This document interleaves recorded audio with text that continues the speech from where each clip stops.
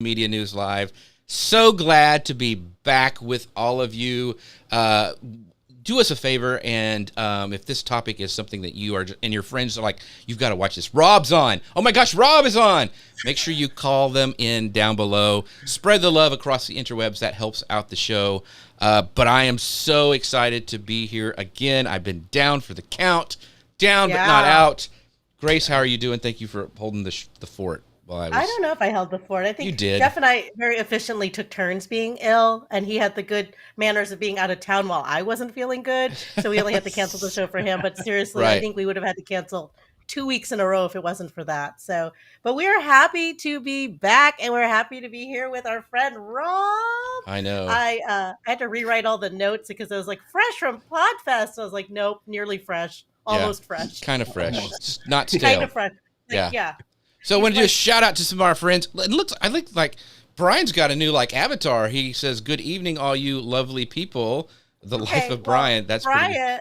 Oh, is this Brian Farrell? Yeah. Looks like him. Yes, he posted. He posted in our volley group, and was that Barcelona in the background, Brian? Was that? Yeah, he's always he goes to Barcelona in the UK. Our friend Gary Stockton says, "Welcome back, you beautiful people." He must be talking about Grace and Rob because, Anyway, I have a face for Photoshop, is what I say. And Gabe says, "Howdy, Rob. Hi to Grace, Duffy, and Jeff C. Yes, this is going to be a great show. We're going to get started right away. Let me make sure everything's working. Grace, how are you doing? Did I ask that already? I'm good. Yes, you did ask me, but I will tell you again. I'm very excited. I'm glad to be back together again and with our audience. We missed you too, by the way. Yes, he said so. Yes, Brian, I am so jealous that you were in beautiful Barcelona. So live it up for me over there. I am here. See, my background in my video is just these Target bookshelves. Yours is Barcelona. Yeah, exactly. He's always got some good stuff. And by the way, what he is talking with us on is our Volley group, and we would love for you guys to join that. You go to socialmedianewslive.com/chat. We are in there every week. We've got a great community with people like Brian and Gary in there asking questions, getting the just chatting. But it's really, really cool. If you don't like to do video kind of stuff, you can just do text. You can do an audio. It's very, very cool. And if you want to know more about it, go back a couple of episodes and check it out. We had our friend Mitch Dong, who is, I think he's director of communications or something. He's the head of community there. Yeah, head of community there. Yeah. So he did a great job. Yeah, and it's a starting company. It's small, so we've all been in those companies where it's just you do the everything. So when you sign up, you're actually going to be talking to him. Yeah, So very, very cool. So socialmedianewslive.com/chat. Go in there and check us out. So I'm going to hit go on the podcast machine, Grace, and we are going to get started. All right. Welcome to Social Media News Live. I'm Jeff C., and you're not. And I'm Grace Duffy, and this is the show that keeps you up to date on what's happening in the world of social media and more. And today we have our friend Rob Balasabas with us, who is nearly fresh from Podfest Expo in Orlando. He was there 2 weeks ago or a week ago. I don't remember. I can't tell time. But we're here today with you live to talk about what he's learned as a video content creator, strategist, and the head of partnership at Uscreen, which is a video monetization platform for creators and entrepreneurs looking to sell, market, manage their content. So what better person to have on today to talk about what it takes to become a full-time content creator? And isn't that living the dream? Yes, right. So we're exploring today, what type of focus and content strategy do you need to establish yourself as an industry thought leader, and how do you build revenue with content creation and distribution? And are people really making money from YouTube? And we're going to also ask Rob all about Uscreen, of course. So Rob, thank you so much for joining us today, my friend. So glad to see you. Yeah, Jeff, Grace, thank you so much for having me. It's awesome. I'm a weekly viewer of the show, part of the audience. So yeah, honored to be here hanging out with you guys. And this is actually the second time you've been on the show. You were actually on when we first started. What was it? Almost 2 years ago, Grace? Something like that? Yeah, something about like a year. Yeah. So anyway, if you missed that show and you don't know who Rob is, let me introduce you to him. He is the head of partnerships at Uscreen by day and a video content creator by night. Very mysterious. He is an affiliate marketing strategist. He's a SaaS marketer, podcaster, and daily coffee drinker. a man after God's own heart. So Rob helps content creators create and market content by sharing strategies, tools, and best practices across all platforms. And we're so excited to have him back on the show today. But one of the things I do want to do a big shout out to our friends who are incredible, and they do so much for us in the show. But you can find out more about them at socialmedianewslive.com/eCam. That's what we're producing the show on today. Incredible things for making presentations, also doing live shows. But what's very, very cool is that they've been doing the showrunner thing with Stephanie Liu, who we've had on a couple of weeks ago, and she has been doing the show, and they're wrapping it up. So the final episode, I think, was this week on Thursday. But there's going to be replays of the Zoom workshop they've been doing, but also they have an upcoming exclusive free panel discussion with all the different live streaming platforms. So Rob and Kirk from Amazon Live is going to be there, and you can actually RSVP to that, and you're going to have to. That's the only way you're going to be able to get the link, by going to ecam.tv/live selling. That's ecam.tv/live selling. So, like I mentioned, Kirk Nugent from Amazon Live, he's a big selling producer over there. Rob, who we have here from Uscreen, is going to be on. Max Druit from Livecom. Chan Railloads, I think is how you say his name. He's from LiveScale, and another person from Firework. And they're going to be covering everything you want to know about all those different live streaming platforms and production tips to be successful in shopping, including popular live niches that you haven't thought about before, onboarding best practices, how to hire and work with producers and remote producers. So tons of stuff. So go to ecam.tv/live selling. You're going to do it anyway, because you're going to see how genius Rob is, and you're going to want to go over there. So make sure you guys check that out at ecam.tv/live selling. All right, on with the show. Rob, you, my friend, are everywhere. I love that about you. And as I mentioned at the top of the show, you were at Podfest Expo this week, where you gave a presentation. It was on become a full-time creator by becoming a content distributor. Hope I got that right. Yep, And by the way, you looked very cool on stage. I said this did. before the show, but I think the whole world needs to know you looked very cool and confident on that stage. But we invited you on here today to give us a recap and overview for our audience, because, getting a little bit more mileage on that content, right, Rob? So and you mentioned that you need to focus on your content topics to be known as an industry leader. So talk to us about focusing your content with that intent of becoming an industry leader, and what do you know to specialize in? Because as we were talking before the show, we all kind of got started around the same time, and then you just kind of took off in this and you've become the expert when it comes to just video and creating content, and that whole content creation cafe group you created, which is so infinitely valuable. So I guess, with so many options out there, how do you know what to specialize in and how to establish yourself? Yeah, it's a really good question. Again, thanks for having me on, guys. This is awesome. It's a great conversation to have. I think, a lot of content creators are starting right now, right? Especially with the creator economy really exploding.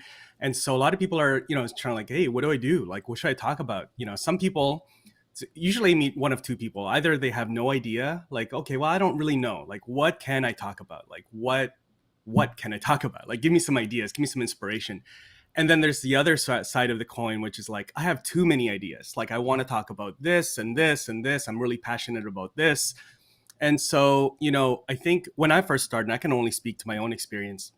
When I first started, I tried all sorts of different formats, right? I did interviews. You guys saw lots of live streams, podcasting, vlogging, tutorials, all sorts of different content types. I really didn't know what I wanted to do, who I wanted to be online. And so I thought, let's try everything. And so as you do that, you create content. The platforms are designed to help you sort of bring people to your content. And then that's sort of the litmus test of, okay, this person is interesting. People are engaging. Let's share his content or her content with other similar types of people, viewers out there.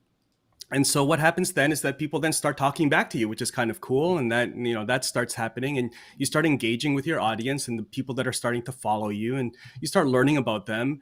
And then from there, you start making decisions hey, it looks like this type of content is resonating. This type of content is not. this topic is resonating, this is not. And then you have to take a step back and then decide like, hey, is this something that lines up with my knowledge? Is this something that I can sustainably and consistently create for the long term? Because nothing happens overnight. And so anything you choose, you have to kind of think of like long-term vision and focus. Otherwise, you're going to kind of fall off and you're going to say, oh, it didn't work.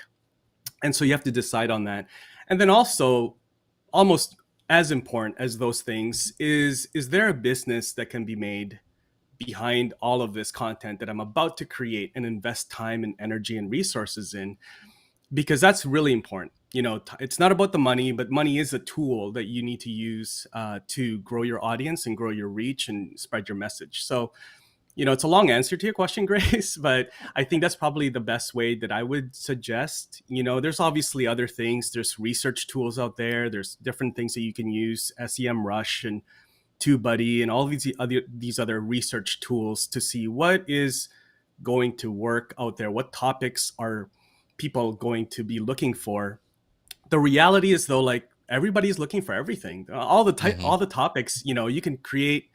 There's, being in our world, like you come across guys that, and ladies that are like, oh, you've built a whole business around that. Like, that's so interesting. Like, I'd never thought that would be something people would pay for, or that knowledge people would pay for that, like I came across a program for like this girl was teaching how to travel for baby boomers, and they didn't, baby boomers that didn't know how to use Uber or like, Airbnb. And like, that's a whole business for her. It's like super niche. And so there's all sorts of programs, all sorts of topics. You can make money on all of those. So, it's really about trying to figure out what you would like to do long term, and then figuring out what is the business offering that you want to build behind the scenes, not today, but as you grow your audience.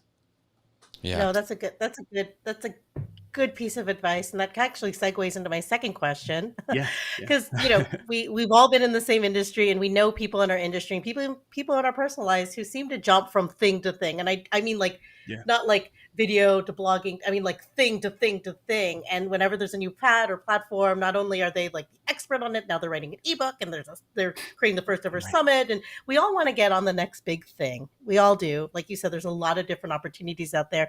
But once you do find a thing, do you think it's better to remain consistent or jump on the next opportunity as soon as they arise?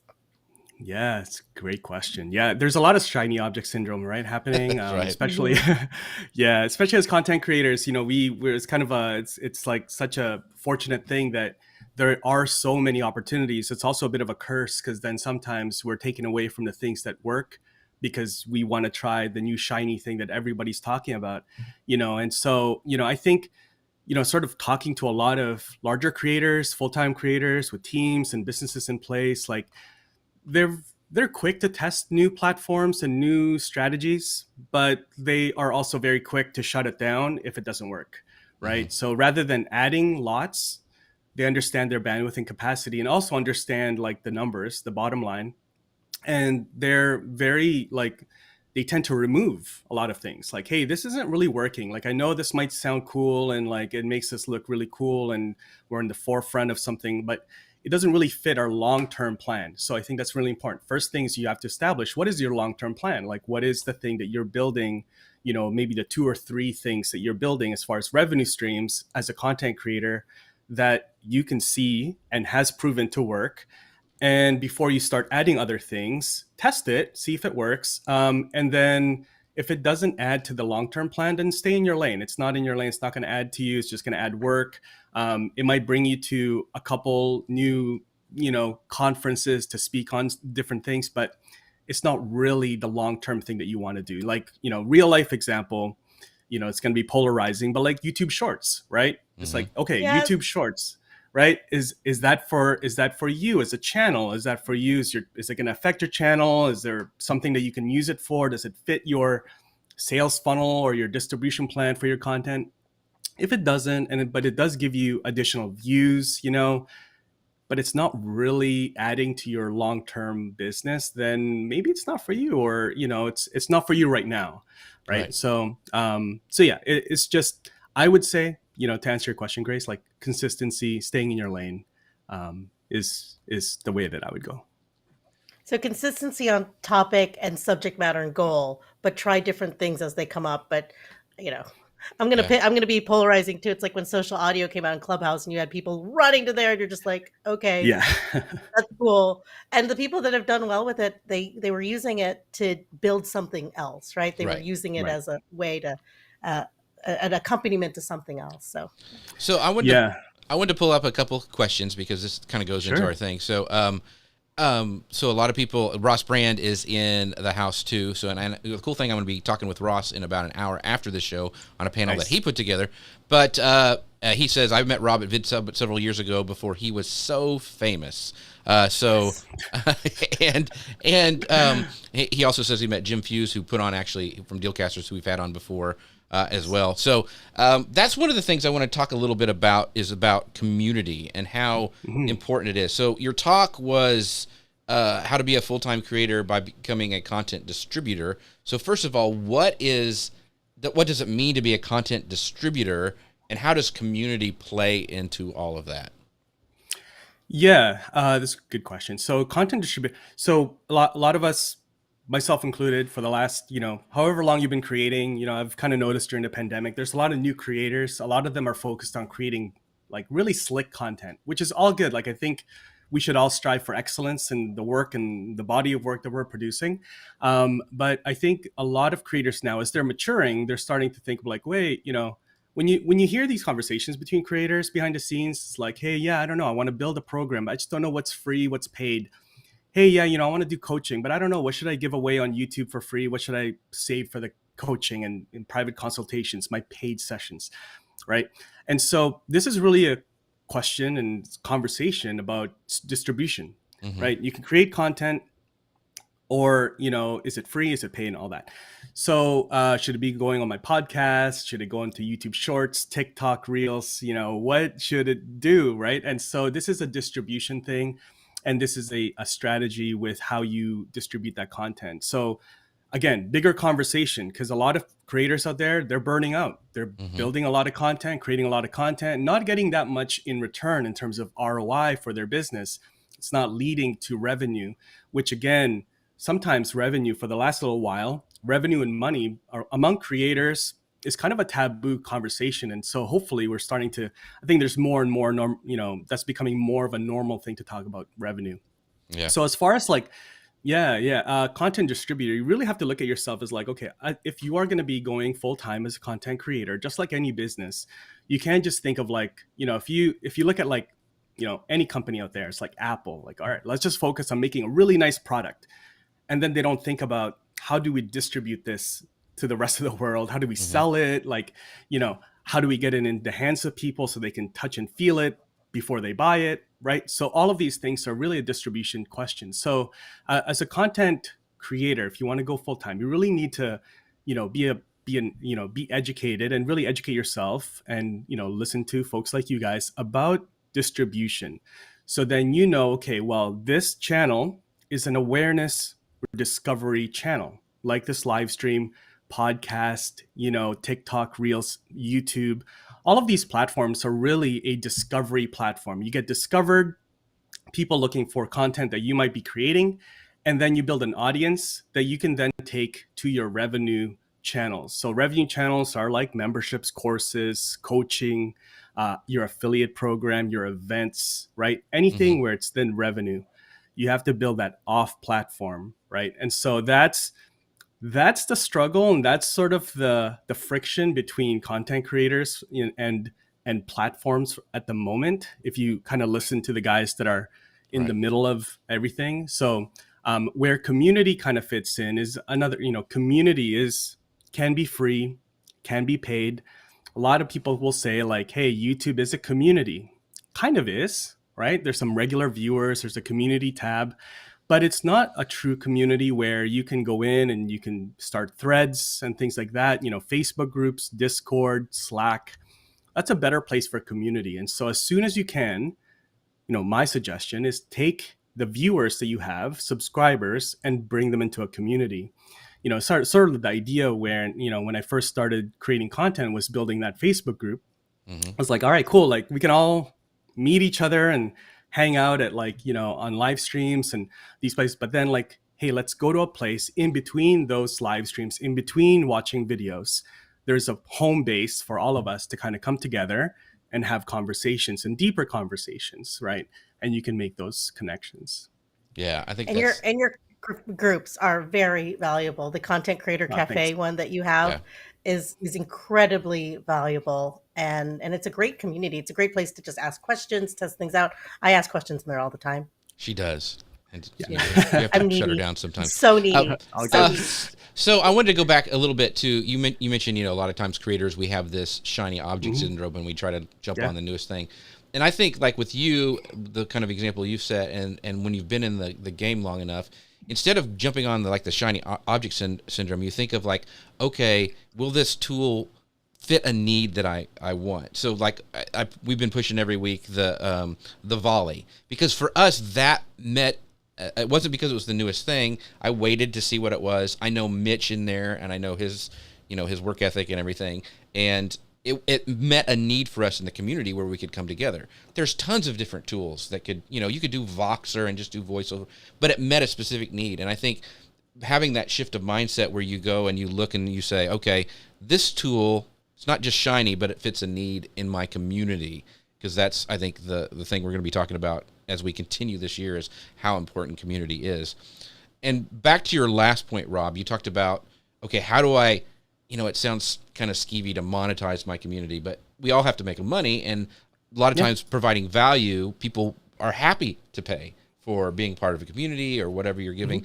Jackie asked a real specific question. She goes, how can I monetize free information? So preferably without ads, like freebies, printables, how can those be monetized? And I think of community like, okay, that gets, I give out those freebies and they're as top of the funnel to get them into, my group or whatever. There's an email sequence or whatever. But what are your thoughts? Like, how could you monetize something, when you're first getting started, I guess? Yeah, that's great. Yeah, Jackie, great question. I think, again, there's all sorts of ways to approach this, but free information is, again, if you look at your funnel, you do have to give things away for free. We're all giving, if you have a YouTube channel or a podcast, you're giving content out for free. You're giving knowledge out for free. Now, when it comes to freebies like printables, PDFs, guides, checklists, worksheets, things like that, that's sort of like the in-between. That's like the bridge now, right? So some people may not pay for that. Right. Again, they may not pay for that, but it's a tool that you can exchange to build your email list. And I know that's super basic, and a lot of creators actually, surprisingly, you guys probably like there's a lot of creators that don't have email lists. They haven't really thought about it, because they say, well, I've got subscribers, and that's how I reach my audience is my subscribers, right, or my followers on Instagram or TikTok, and it's a shocking reality when, hopefully not, but, they lose their channel or something. Right. And so you don't have that backbone of like, hey, I can, if my channel goes away tomorrow, I've got an email list and I can email them and say, hey, here's my new channel over here. Right. And so you can use printables, use it again, looking at distribution, all of your content.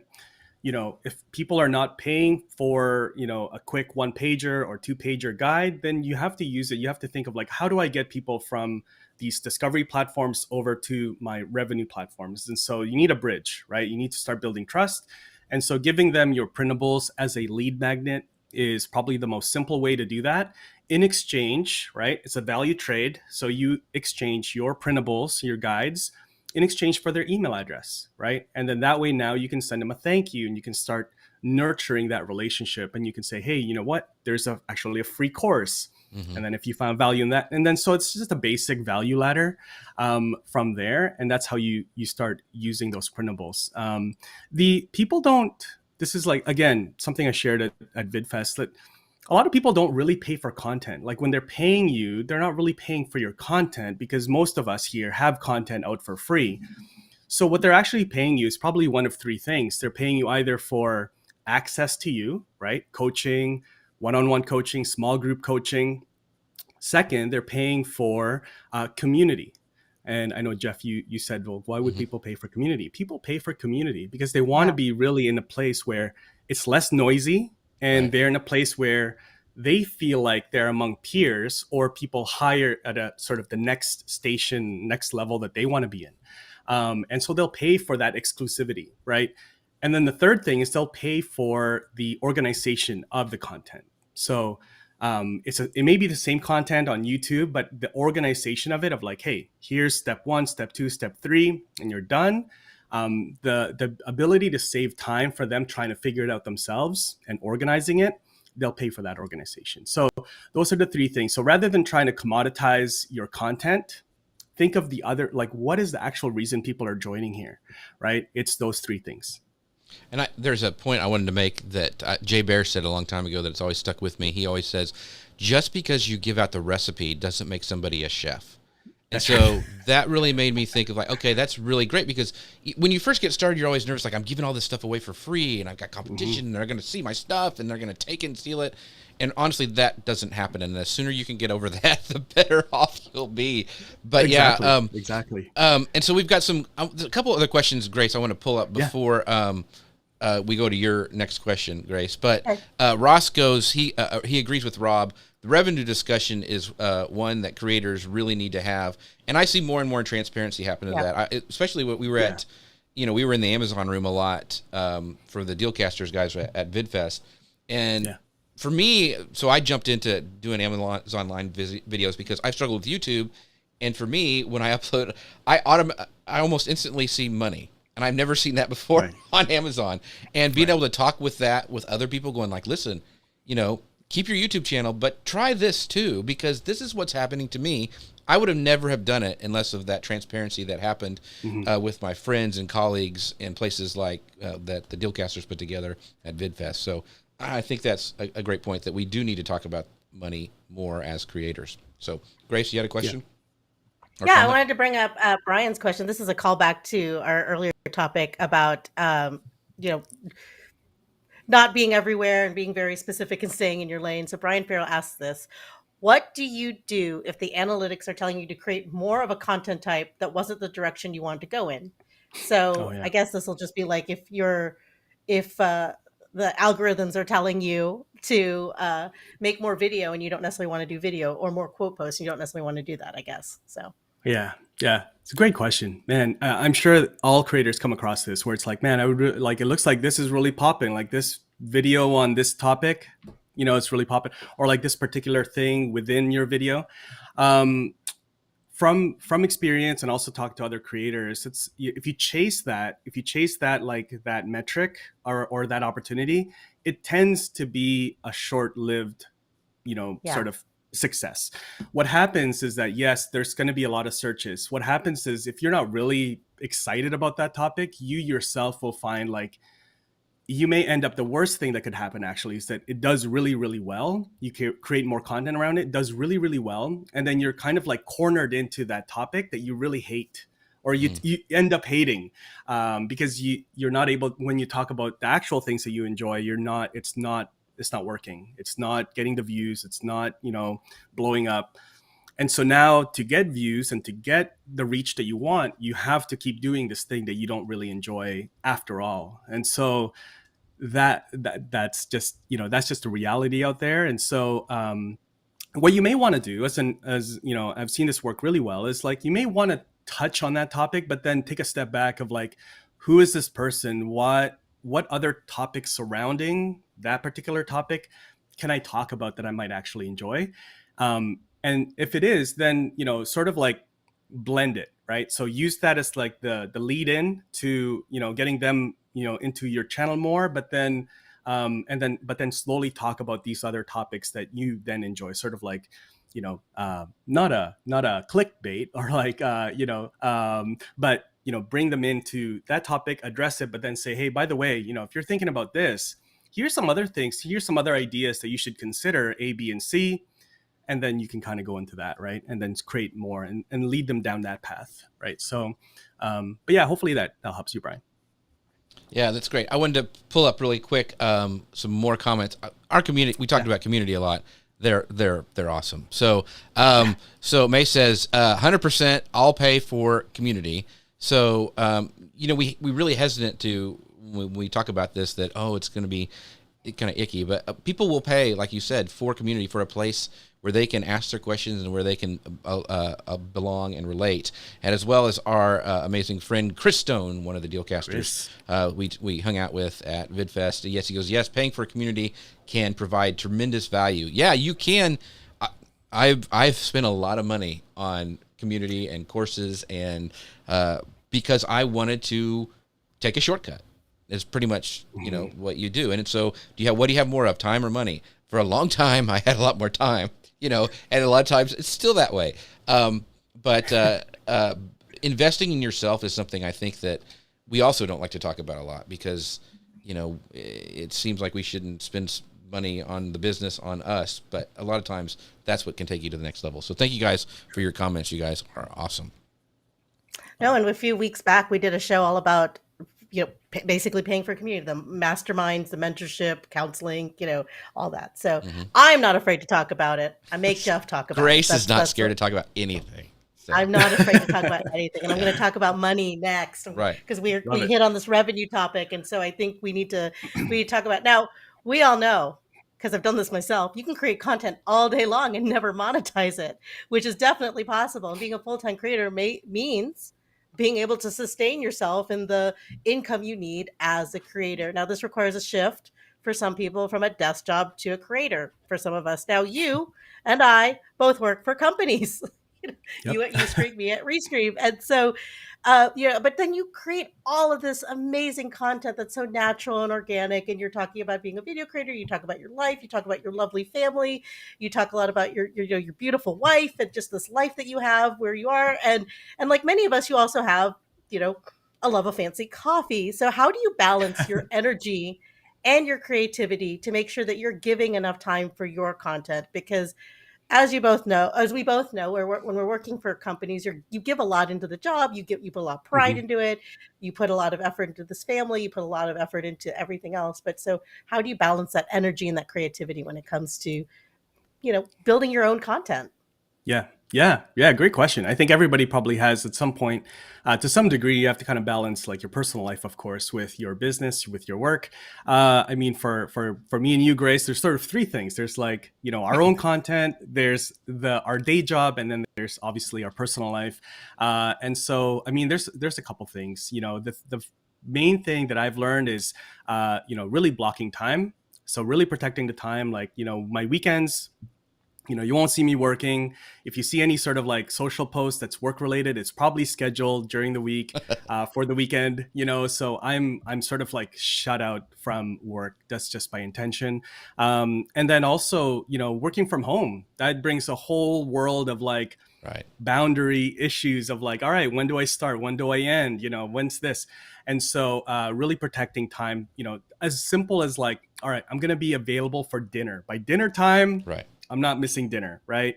Really, really easy, simple ones. But during the day, I just try to time block like, hey, this is for this time. This is, I'm going to do my personal content and personal things outside of that during this time, right? And so you need to put walls and boundaries and time block. The other thing that's worked really well for me is just, time blocking is not doing so much context switching, which is a weird term. But it's basically like going from one task to another, where like basically like, like a locomotive engine, I guess, is one way to look at it. It doesn't get to like warm up, right? And so if you're like, all right, I got a 15-minute call and then a 20-minute deep dive into the strategy document, and then I've got a meeting 20 minutes later, like you're not really able to warm up and really get deep and be productive.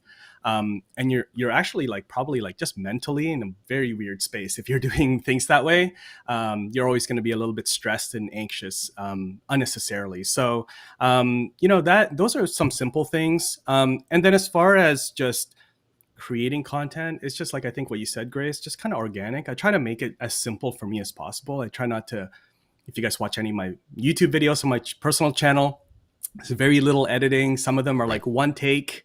Some of them are like live streams, even though they're tutorials, they're like live streamed, and then that's it. I'll make a simple thumbnail.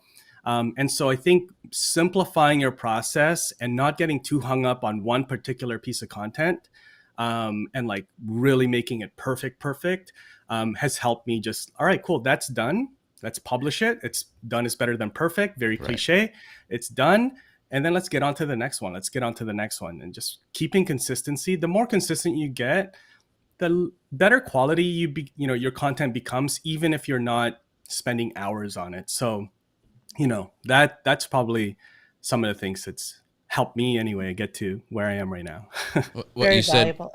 Aaron has a comment Yeah. here. He says probably the most frustrating part of being a full-time content creator is most companies are not open to letting him build his own personal brand. Now that yeah. is an issue, and I'll Yeah. have to tell you. Yep, his long comment, and I'll have to tell you that to make time for this show, because it's something I do outside of work, is I when I went to look for my job, I said this is important. Yeah. Like, this is what I do, and I think a lot of us that have been doing this professionally have been saying, like, this is what we want to do. It has nothing to do with what I'm doing here, but it can accept. And obviously, I work for a live streaming platform, so this works. But anyway, One of the things. So what you said, Rob, is there's a quote by John Acuff that I really like. He says, like, 80% perfect and shared with the world always changes more lives than 100% perfect and stuck in your head. And I love that because I'm nice. like, and we talked with Ian at Podfest Expo and VidFest and he is a recovering perfectionist. And I think getting past that is the hardest thing. So, let's talk about the shift. And one of the things too is, like, I think, life is seasonal, and you talked about boundaries and stuff. And like, man, I love what you said about sitting down and making sure, at least supper is like blocked out. Like, that is the time. And I used to do the same thing. And I mentioned seasonal because my kids are moved out. We're like empty nesters now. And I'm like, I have so much time. You have no idea, Rob, how much free time you're going to have. What's that like? I know. It felt like I don't know. He tells me about it. Like, Yes, it's like a pot at the end of the rainbow. I don't know like a what myth. that's like. It is amazing. So I'm Urban just saying, legend. Yeah. if you're struggling, remember, it's all seasonal. Enjoy them while you have them. Your kids at home. But anyway, so let's talk about a little bit more about turning this passion into a full-time career. Like, what does that, look like? And, one of the, Robert in the comments has said, the challenge has been the messaging and communication value to those who use free content. What are things that you've done, if you get pushback from your community, like if you decide, okay, I built this community, I'm going to start charging, how do you handle that? How do you manage that switch where you maybe have built a community and then you want to charge for it, or you want to finally go full time? I'm sure you thought about it before because you've got a lot of content out there, and you're still. I mean, some people just enjoy working for a company; they like the stability or whatever, and other people are like, I can't wait to get out. So when do you make that switch, and what is your criteria for going full time? Yeah, it's a good question. I think everybody will have a different sort of thing that they're looking for and waiting on or figuring out. To your question of, like, I think it was Robert, when people say, like, why, this is free, why is it now being charged and all that stuff? Like, that's going to happen. Like, there's sort of, like, I'll say there's a bit of an entitlement, sort of thing happening out there, right? Like, with content creators, especially, like, because of, people have been trained with YouTube and other platforms, like, hey, this content is free. Like, why do we need to pay? And so going back again to full-time versus, sort of side hustle creators or part-time creators, a lot of full-time creators make most of their revenue directly from the audience, right? And so whereas a lot of part-time creators or up-and-coming creators, they make their money from the platform, right? AdSense, Creator Fund, Spotify, ads and things like that. So that's how they get paid. So once you figure out, the trick is, like, sort of that like threshold is, once you figure out how to then monetize your community, which is such a bad term. There's got to be a better term. I didn't pick a good one there. But when you're able to then sell directly to your audience, that's when that shift happens, where, like, all right, cool, like, this is something, because then now you're not just paid in, like, little, like, sort of, very minimal amount, and, like, you're able to charge and scale a business, predictable revenue and all those things. Now, now to your question of, like, going full time, that's everybody has a different threshold. A lot of people want time back. A lot of people want, that freedom to do what they want. Some people feel like, my ceiling is endless, right? Revenue wise, income wise, if I have my own business. Now, Grace and Jeff, like we all know, we've met a lot of creators. Not everybody is as successful as you might think, right? Right, It's, exactly. you know, and it's a grind. And so it's, you have to make sure that you're willing to make that big step and that big leap. And it's something that is sustainable, whether, like, hey, you know what? I've got a 12-month runway with my savings. I can jump into this, and it's something that you are ready to do, or you're comfortable that, like, hey, I have like multiple revenue streams. If one falls apart, the other 5 or 6 will pick up the weight, and I'm going to be fine. My family will be fine. So that's something you just have to decide on your own. I think Robert, or there was another question about like people working and building their own personal brand. Oh, that was Garen. Wow. That was Garen. Yeah. Garen, yeah, Garen, yeah, good. Yeah, again, good question. I'm just, I just want to address that real quick. That it is something that is not for every company. A lot of companies, a lot of leadership in different companies are sort of fearful of like their own team members building their own personal brands, because like, I'll say it, like, they're just afraid that, hey, maybe they'll break off and do their own thing, and we're going to lose that employee, and they're crushing it, right?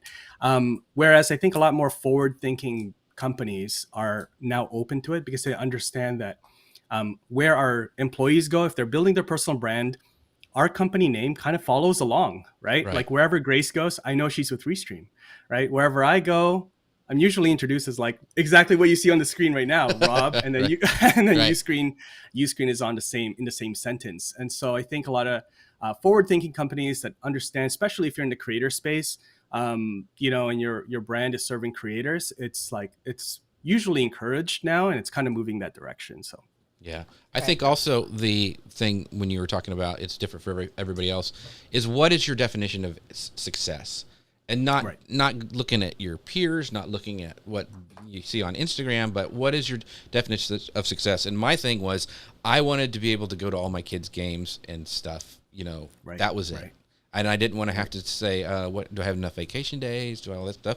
And so there were sacrifices that had to happen. I didn't make as much money as I thought I should have. And so I felt successful because I was doing what my goal was. So I think making that clear, and don't listen to all the people who tell you what success is.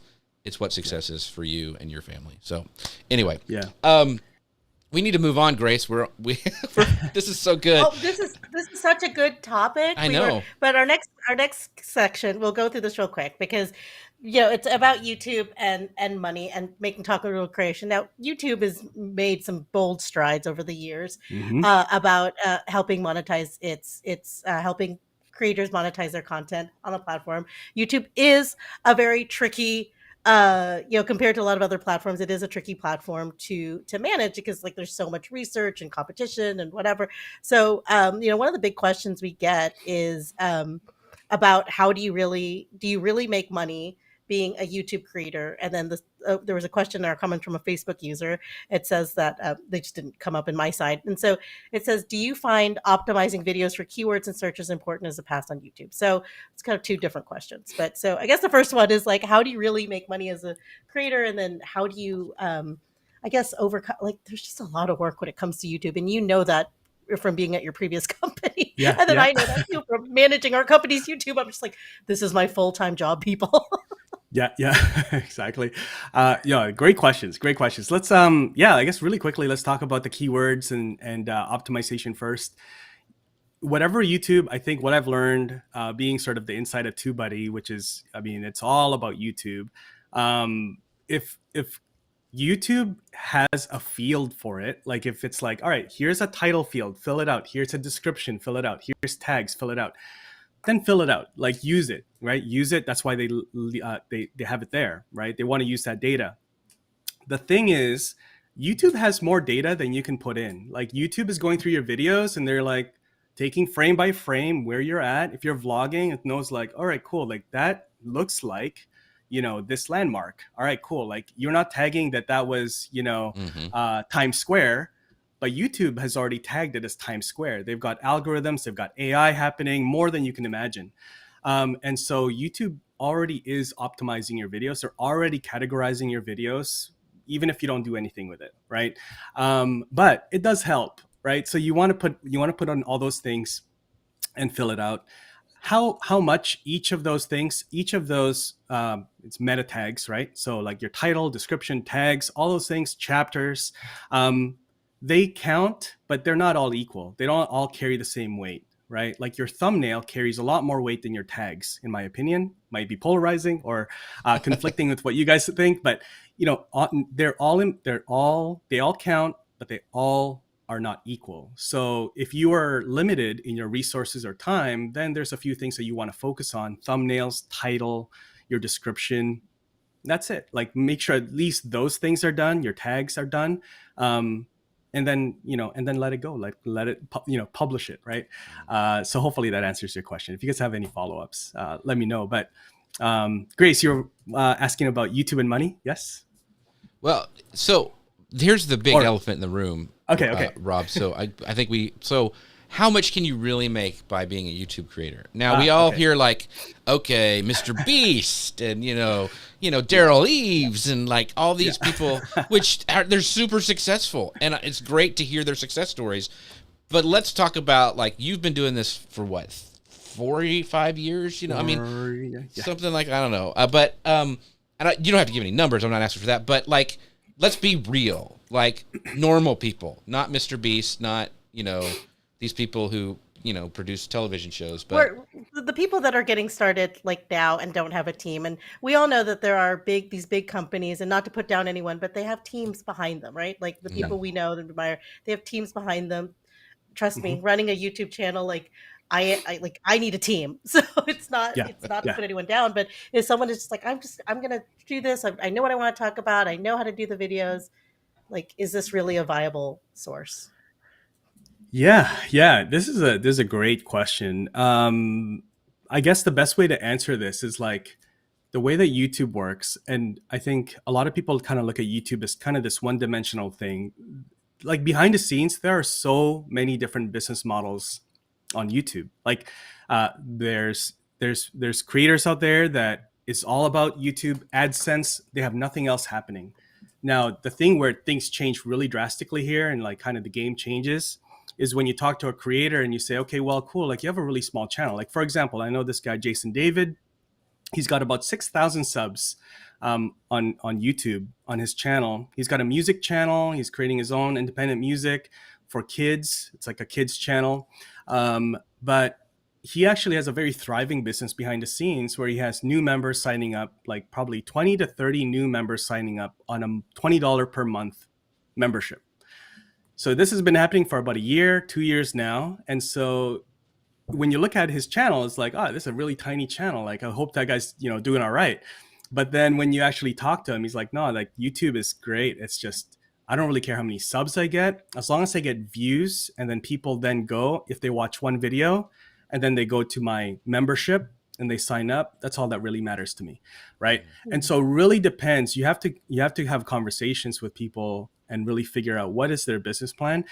Jeff at VidFest, one of the guys on my panel, his guy Chris, he has something like 150 faceless channels. So if you guys have probably watched these faceless channels, right? Like documentary type channels, history type channels, very niche channels about the first, dinosaurs and stuff like that. Like nobody knows his face, but he's got 150 of these channels, and they all have AdSense. They all have sponsors. They all have like all of these things happening, affiliates. Nobody would know, like nobody would even connect all 50, like 150 of them together, that this is the same one guy. Although he has a team of like 30 people, it's a very thriving business, and he's not a creator. Like he is a creator, but he's not, you don't see his face. So, I think like YouTube is kind of like a mall, right? It's like a shopping center. Like, all right, cool. Like everybody here has equal space. They have equal presence, but like some of them are doing really, really well. And they're just selling, some of them are just selling to the people walking into the mall, but like other stores are selling like online, and, they've got other things happening, right? They've got, distributors, they got partners like selling their stuff for them. So there's YouTube and money. I mean, you can, a lot of like there is like the top 1%, the Mr. Right. Beast, but there's a massive middle class on YouTube for sure. Well, That's good to know. I'm in the lower parts of No, the, you are so not. I mean Stop. No, you're not. one of the things doing I really liked about the Vid Summit, and I've talked about Amazon Live, and I'm really Yep. cool, is a lot of YouTubers are now repurposing their stuff and seeing like some of the smaller ones are really seeing some money that they weren't getting before because they were repurposing some of the stuff. You guys know, I'm all about repurposing, and so that excites me, and I thank the guys, Chris Stone and Jim Fuse at Dealcasters, who help figure all that stuff out. So if you were starting a YouTube channel today, Rob, with the intent, like, okay, I want to do this, I want to build it, I want to make it my full-time gig, what would you do? If I was starting a YouTube channel today,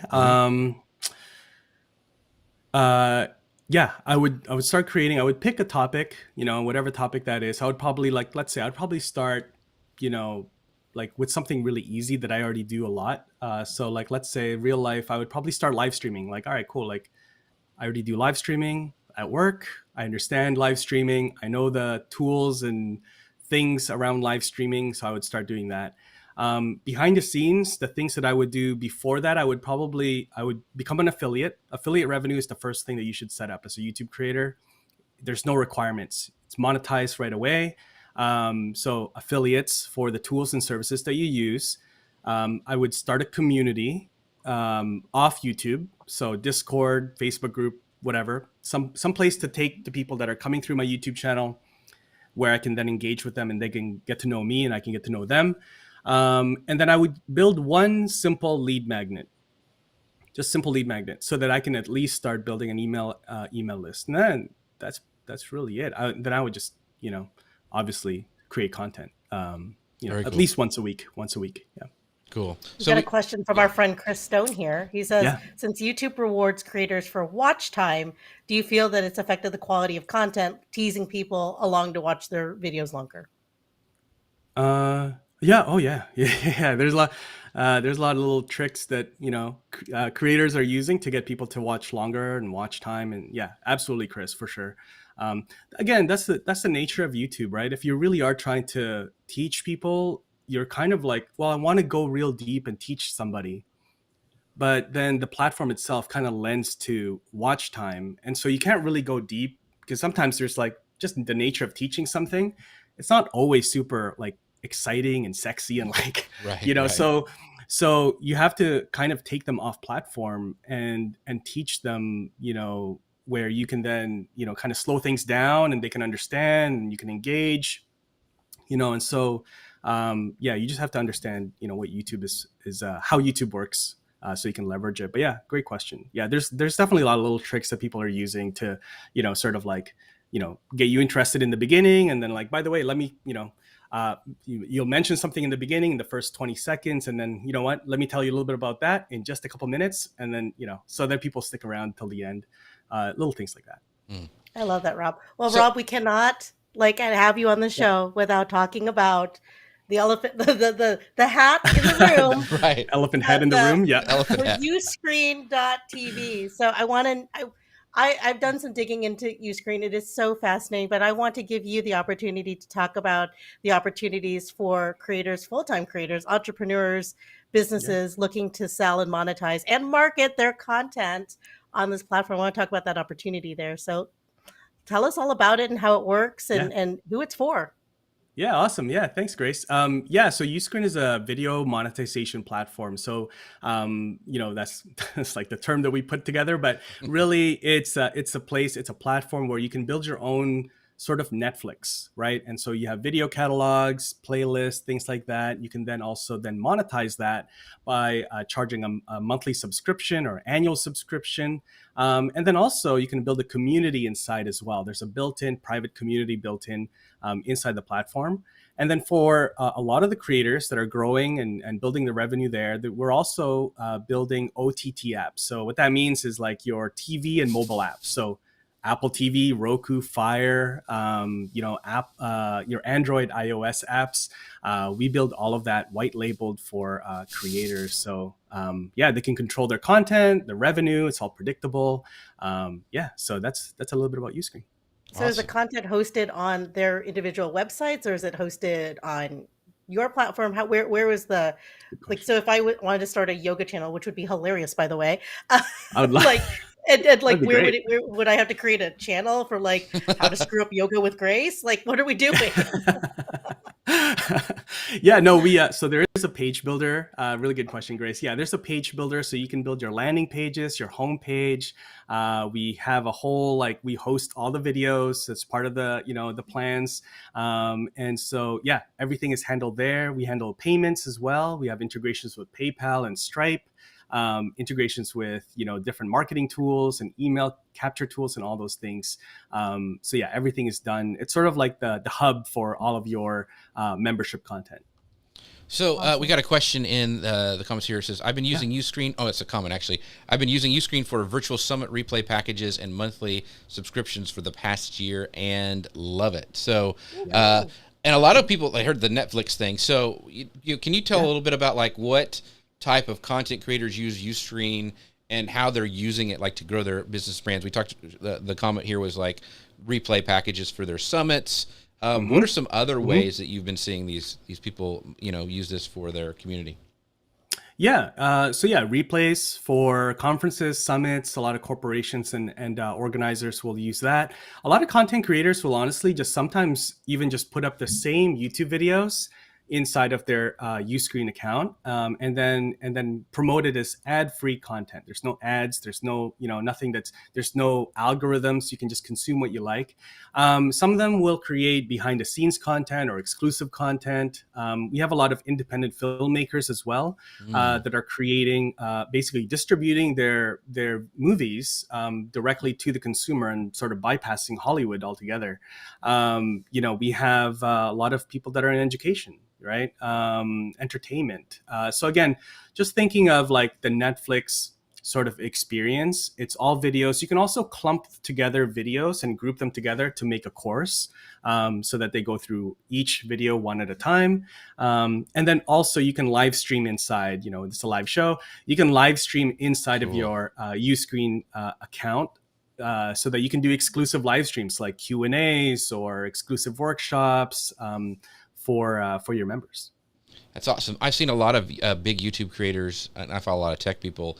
Well, they'll send them to, it's not Uscreen, there's another one I'm not going to mention, but they'll send them there for like, hey, come see my studio build, or I go in more, like you talked about earlier, I'm going in more depth about this topic, and it's a much longer video, the longer edits over on, Uscreen, which I think is a great thing, like you mentioned, because a lot of times you can't teach the way you want to always on YouTube, but having a place where you can monetize and drive it to that, I think is very, very cool. So, And control the conversation. yeah, Right. And be That's able, right. and you own it. and you own it, because when you post something on YouTube, anyone can comment, the conversation gets derailed or whatever. But when you have this like this specific thing, people are all there for this one Yeah. thing, and Yeah.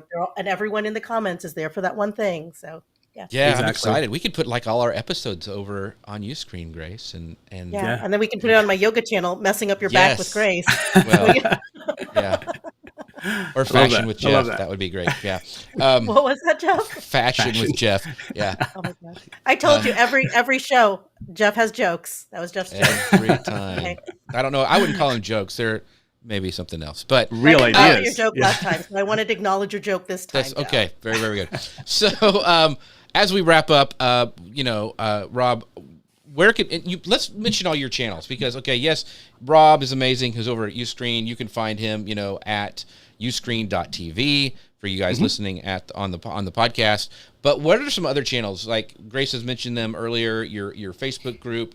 Where else would you like to direct people to find out all that is Rob Balasabas?